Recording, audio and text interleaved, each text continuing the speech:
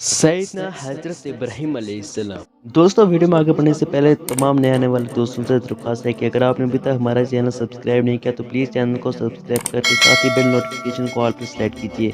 सैयदना हज़रत इब्राहीम अलैहिस्सलाम के बारे में कुरान करीम में बहुत तफसील से इरशाद फरमाया गया है कि आप अलैहिस्सलाम ने अपनी कौम बुत परस्त समेत हर किस्म की ऐसी बातों से रोक दिया जो अल्लाह तबारक व तआला के अहकाम के खिलाफ हो।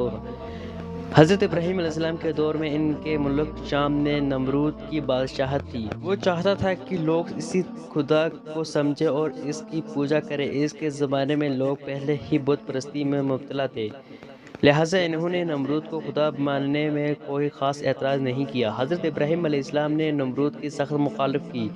इस ही ज़माने में हज़रत इब्राहीम अलैहिस्सलाम को पैगम्बर अता फरमाई गई थी। हज़रत इब्राहीम अलैहिस्सलाम तौहीद पर मुकम्मल ईमान रखने वाले थे और यही चाहते भी थे कि लोग भी हर तरह की बुत परस्ती और शिरक छोड़कर सिर्फ एक अल्लाह वाहिद वाहिद की बंदगी बचा लें। फिर जैसा कि तकरीबन हर पैगम्बर अलैहिस्सलाम के साथ हुआ है, नमरूद ने आप अलैहिस्सलाम की सख्त मुखालफत शुरू कर दी। हज़रत इब्राहीम अलैहिस्सलाम अपने बाप तक से भी यही फरमाते कि तुम लोग जिन बुतों की पूजा करते हो, इन्होंने आज तक तुम्हारे लिए क्या किया है। हज़रत इब्राहीम अलैहिस्सलाम का बाप भी लाजवाब होकर चीखने चिल्लाने लगता है कि मेरे बुतों की खिलाफ बातें बंद करो। फिर एक मौके पर आप अलैहिस्सलाम ने मंदिर तशरीफ़ ले जाकर वहाँ सारे बुतों को तोड़ फोड़ कर रख दिया। मशरकों ने आकर देखा तो यही कहा कि ये हज़रत इब्राहीम अलैहिस्सलाम ही का काम हो सकता है।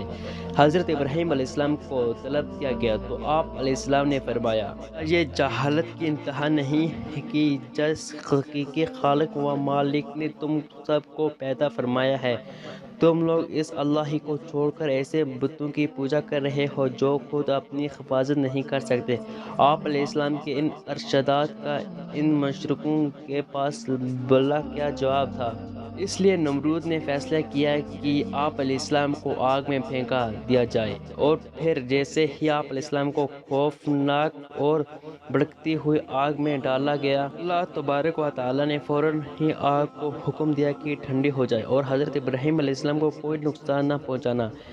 इसने हज़रत इब्राहीम अलैहिस्सलाम को इस तरह बचा लिया जैसे आप अलैहिस्सलाम इस खौफनाक आग से नहीं किसी बाग से टहलते हुए वापस तशरीफ़ ला रहे हैं।